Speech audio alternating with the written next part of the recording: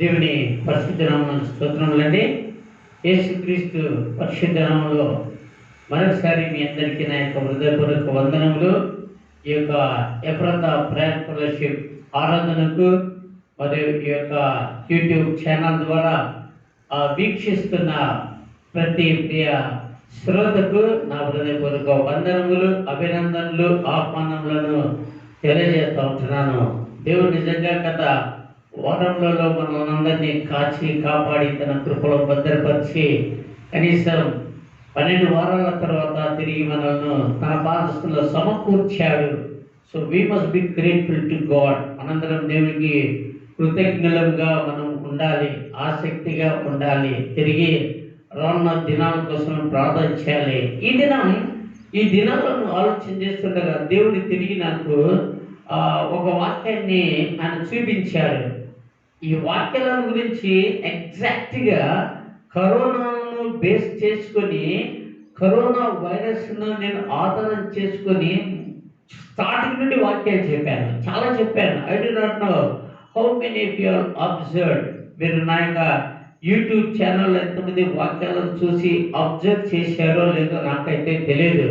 మా సహవాసంలో ఉన్న వాళ్ళు కూడా అబ్జర్వ్ చేశారు. అయితే చాలాగా నేను నిజంగా చెప్పాను, ఈ కరోనా వైరస్ ఇది సహజంగా ఎందుకు వచ్చింది, ఎవరి ద్వారా వచ్చింది, what may be the reason అన్నట్టుగా నేను అనేక విషయాలు చెప్పాను. క్లియర్లీ ఎస్, దేవుని యొక్క సేవకుడుగా దేవుడు అనుమతిస్తేనే తప్ప, దేవుడు ఆలోచన ఇస్తేనే తప్ప అది చెప్పేదానికి చేత కాదండి.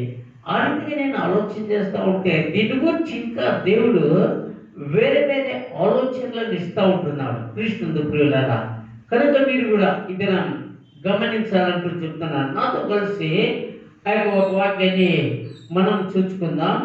2వ సమూయేలు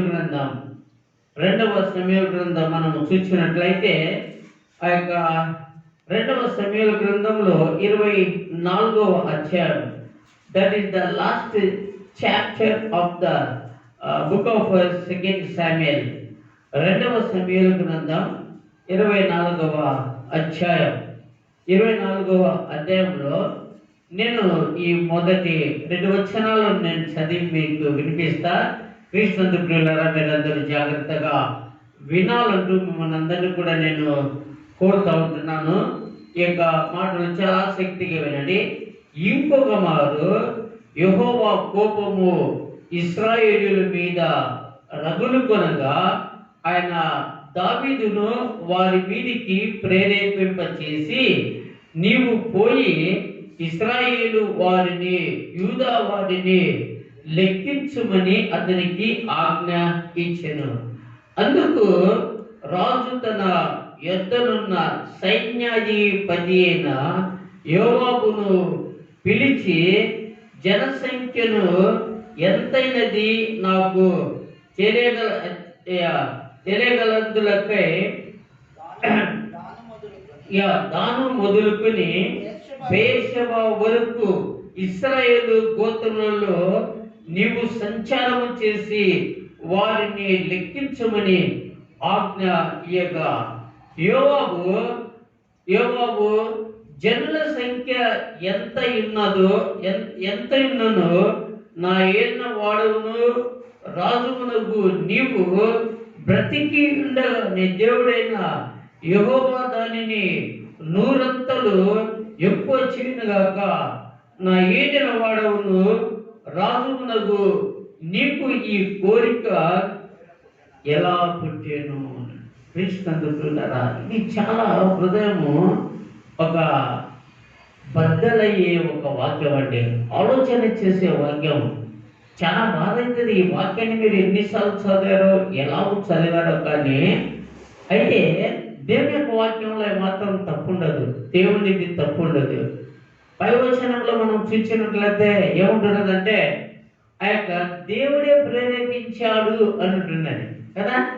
దేవుడు యాక్చువల్లీ ఇశ్రాయేలీయుల పైన దేవుడు కోపగించుకొని, దేవుని యొక్క కోపం ఇశ్రాయేలీయుల పైన రగులుకొని దావీదును ప్రేరేపింపగా, దావీదు నిజంగా ఈ యొక్క జనుల జనసంఖ్యను లెక్కించమని యోవాబునతో చెప్పుతున్నట్టుగా మనం చూస్తూ ఉంటున్నాం.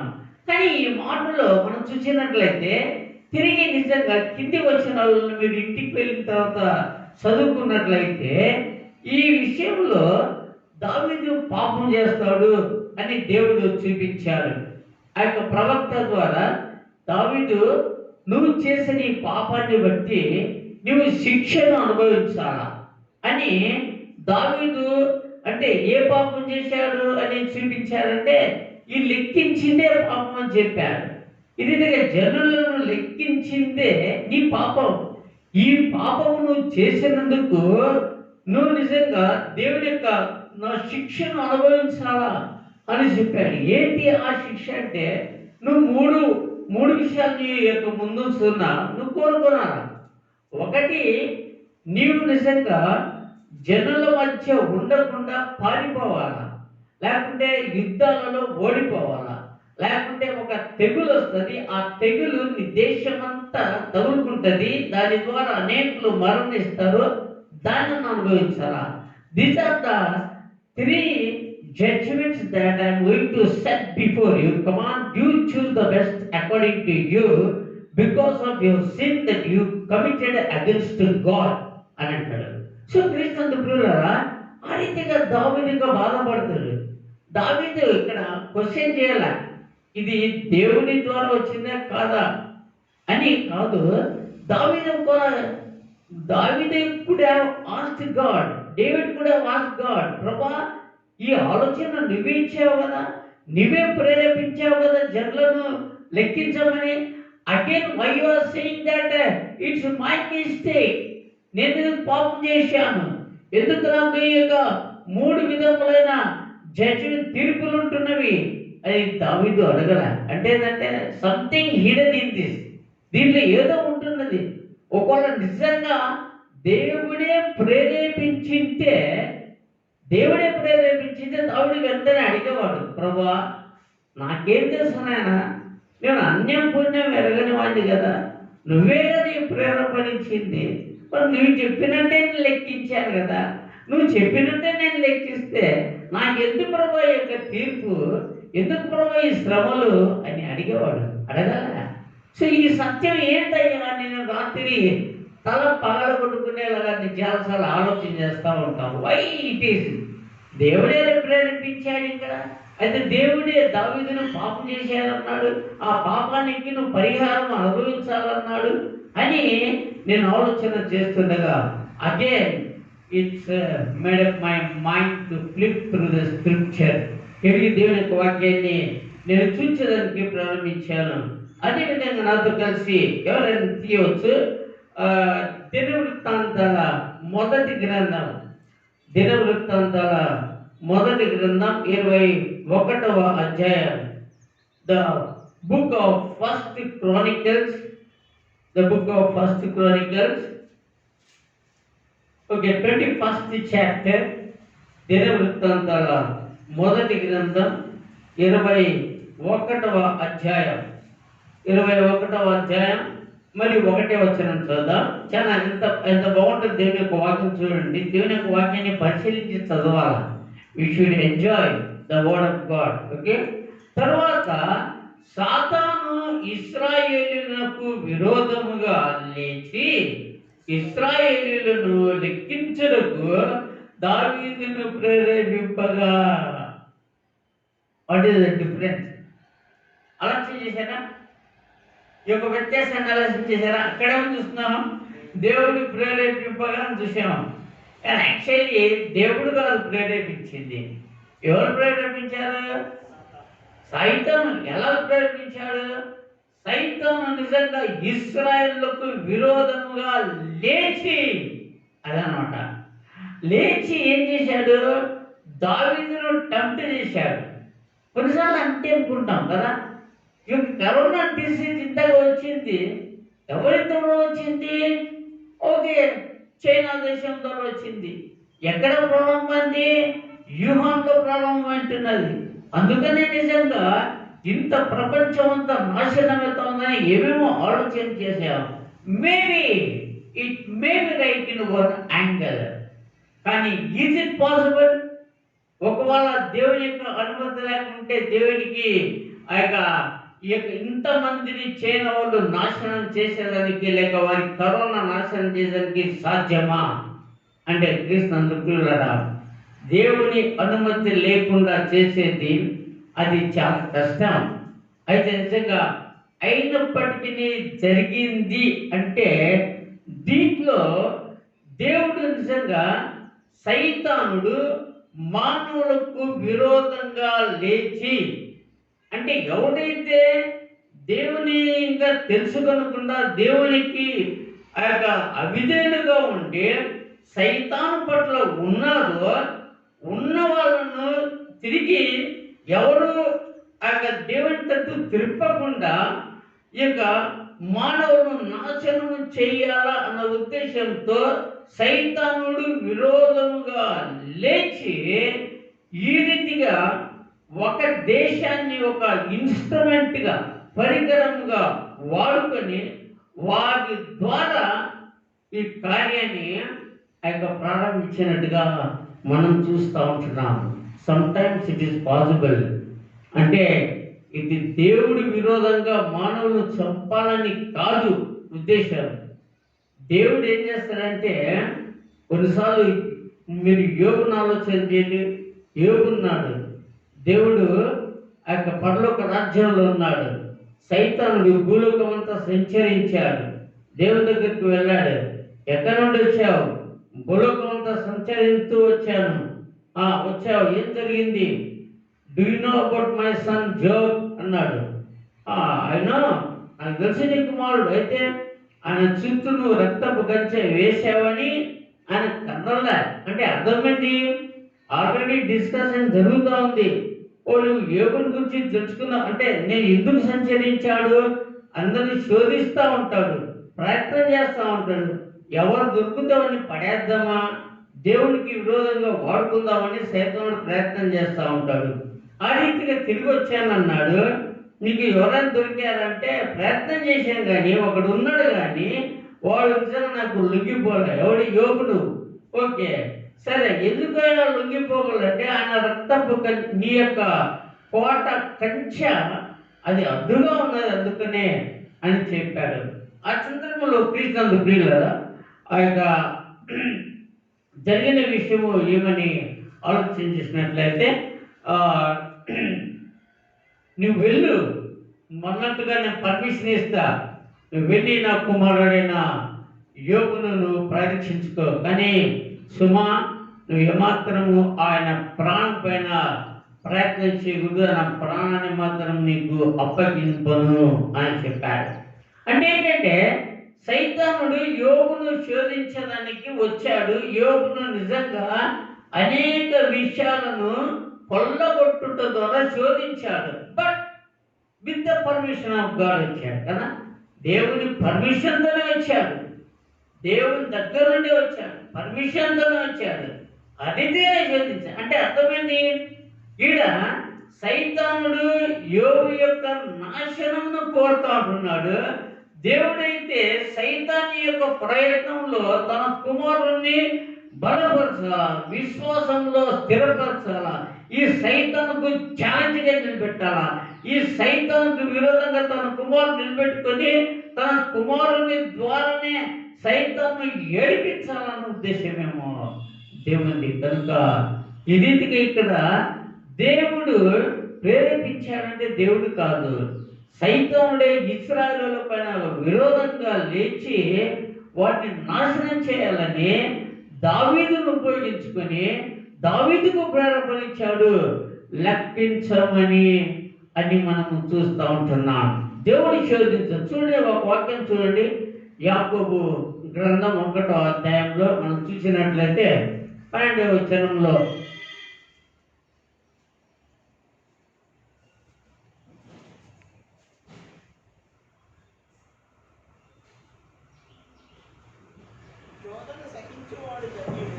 శోధనను సహించువాడు ధనుడు,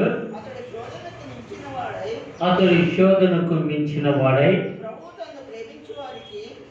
ప్రభు తన్ను సేవించువానికి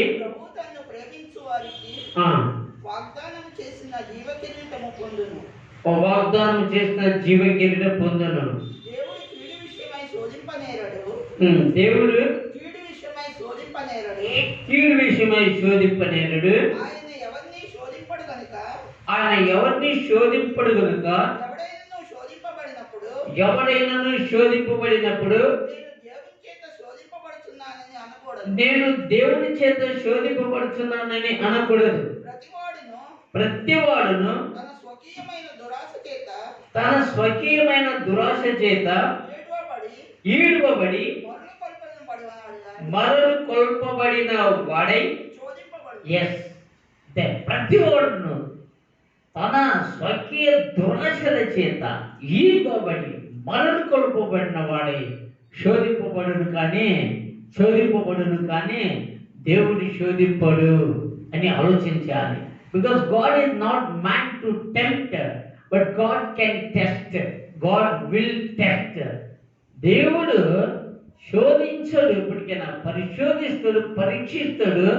ఎందుకు పరీక్షిస్తాడు, పరిశోధిస్తాడంటే నిన్ను ఆత్మీయ జీవితంలో అభివృద్ధి చేయాలని, తన పరికరంగా సైతాన్ని జయించడానికి, కృంగగొట్టడానికి, సైతాను గోడలను కూల్చడానికి, నిన్ను ఒక మంచి సాధనంగా ఉపయోగించాలన్న ఉద్దేశంతోనే ఆ యొక్క దేవుడు నిన్ను పరీక్షించి నీ విశ్వాసాన్ని బలపరిచి స్థిరపరుస్తాడు, కానీ ఎప్పుడు కూడా నిన్ను శోధించడు.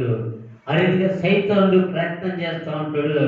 క్రీస్తు ప్రియులారా, ఇన్ ద సేమ్ వే ఆ రీతిగా సైతానుడు ప్రయత్నం చేసేటప్పుడు ఒకవేళ నీవు నీ బలహీనతను చూపించావనుకో నిన్ను కబలించుకుంటాడు. సైతాను అందరినీ ప్రయత్నం చేస్తూ ఉంటాడు. ఈయనను ప్రయత్నం చేస్తాడు, ఈమెను ప్రయత్నం చేస్తాడు, ఆమెను ప్రయత్నం చేస్తాడు, ఆయనను ప్రయత్నం చేస్తాడు. అంటే అందరినీ ప్రయత్నం చేస్తాడు. నేను ఎవరి ద్వారా వేరే వాళ్ళను నాశనం చేయవచ్చా, ఎవరి ద్వారా దేవుని మహిమను దొంగలవచ్చా, ఎవరి ద్వారా తమ దేవునికి దుఃఖాన్ని కలిగించవచ్చా అని ప్రయత్నం చేస్తూ ఉంటాడు. ఎవరు అవకాశం ఇస్తే వాడిని నేను చాలాసార్లు చెప్తాను. The other best example is Judas Iscariot. Iscariot యూదా అండి. ఇస్కరియత్ యూదా యేసుక్రీస్తు ప్రభువును అప్పగించేదానికి సైతానుడే వాడుకున్నాడు. క్లియర్ అక్కడ ఉన్నది. సైతానుడు నిజంగా ఇస్కరియత్ యూదాలో ఒక ఆలోచన వేశాడు. ఏమని వేశాడు? అవును కదా, ఇప్పుడు ఈ యొక్క యేసుక్రీస్తు ప్రభువును పట్టుకురాలన్న ఆలోచనలో, ప్రయత్నంలో శాస్త్రులు పరిచయాలు ఉంటున్నారు కనుక నేను నిజంగా వాళ్ళతో సంప్రదించినట్లయితే I can have a good fame, name, money and all అని అనుకున్నాడు. చూడండి, ఆలోచన సైతానుడు వేశాడు. ఆ ఆలోచనను ఇస్కరియతు యూదా దురుపయోగం కోసం ఉపయోగించుకున్నాడు.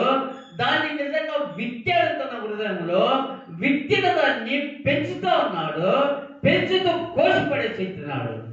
అందుకనే ఇస్కరియతు యూదా నిజంగా ఎంత ఘోరమైన మాట మాట్లాడించుకున్నాడంటే ఆ మాట గుండె పగిలిపోయే మాట అండి. అసలు ఇతడు పుట్టక ఉండి ఉంటేనే బాగుండేది. I do not know how many people of you thought about this in deep. దీన్ని ఎంత ఆలోచన మీరు చేశారో నాకు ఎంత ఘోరమైన మాట.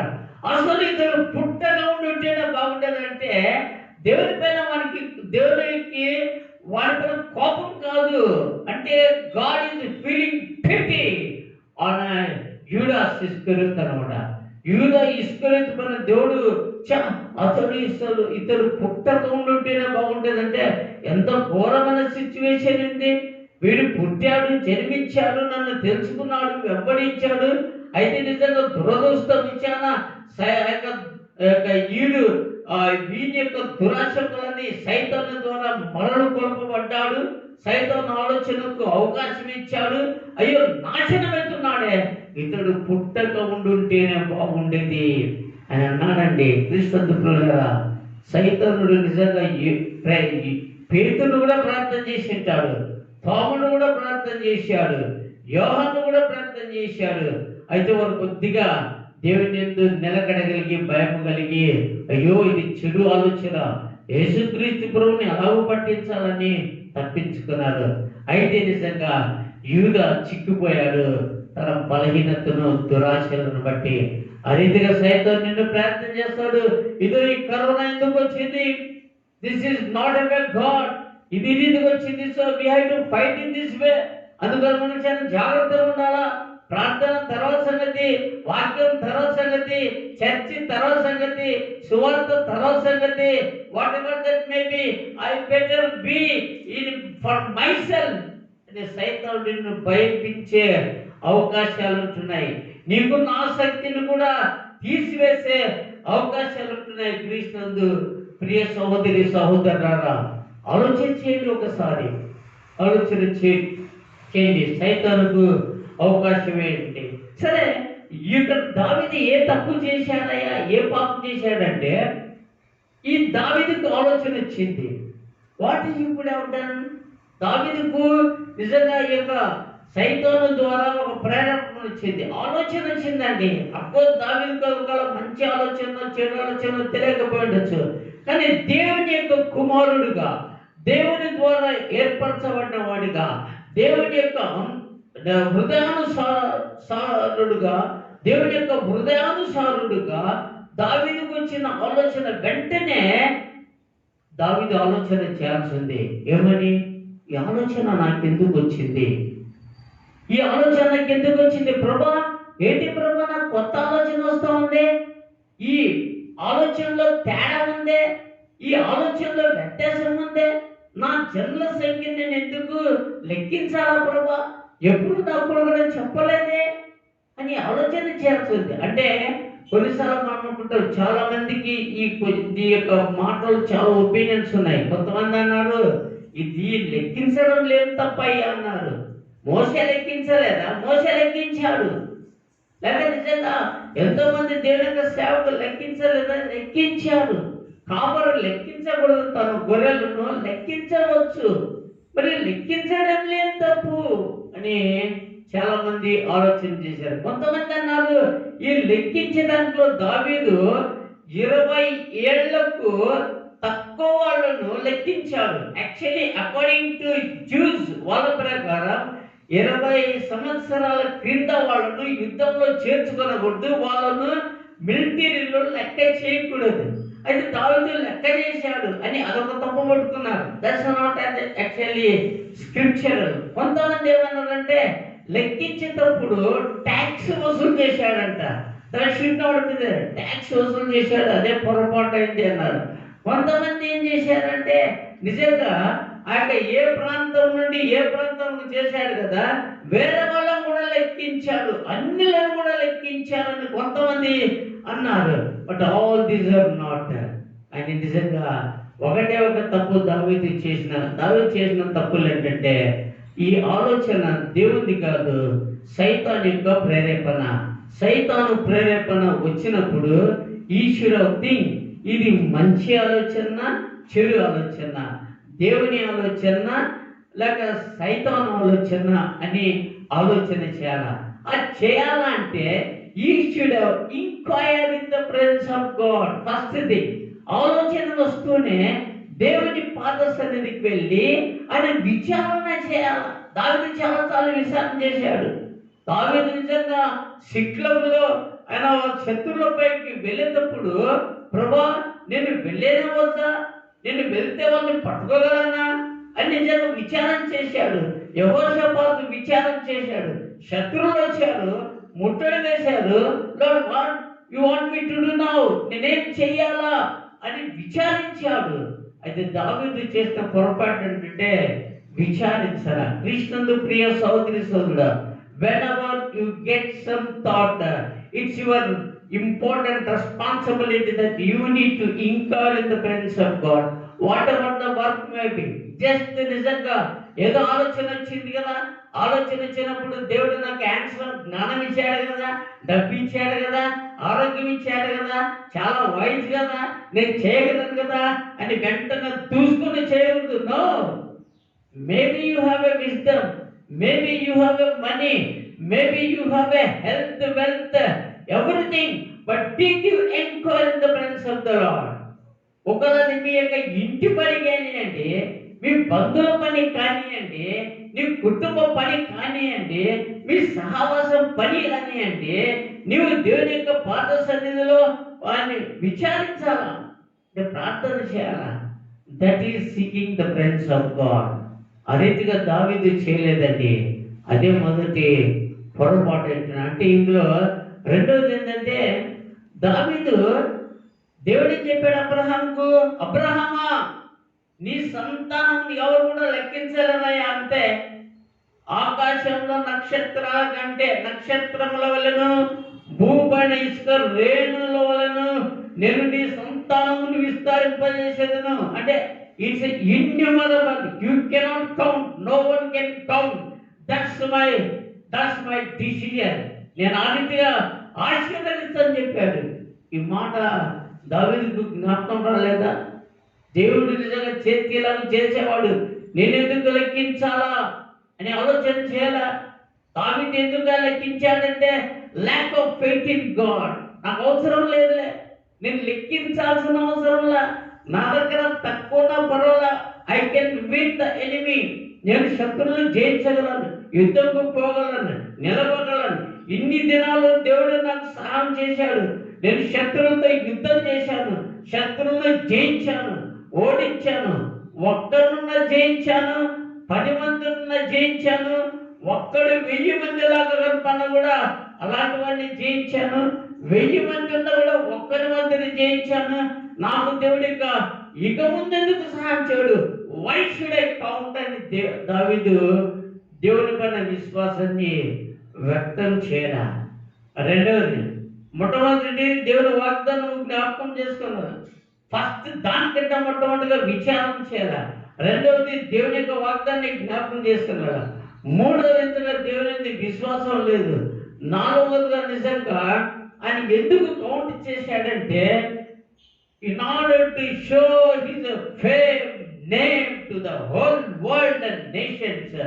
ప్రపంచంలో ఉన్న రాజ్యాలకు నా దగ్గర ఇంతమంది యోధులుంటూ, ఇంతమంది షార్ప్గా యుద్ధం చేసేవాళ్ళు ఉంటూ అని వాళ్ళందరికీ చూపించి భయములో తన అదుపులో పెట్టాలనుకున్నాడట.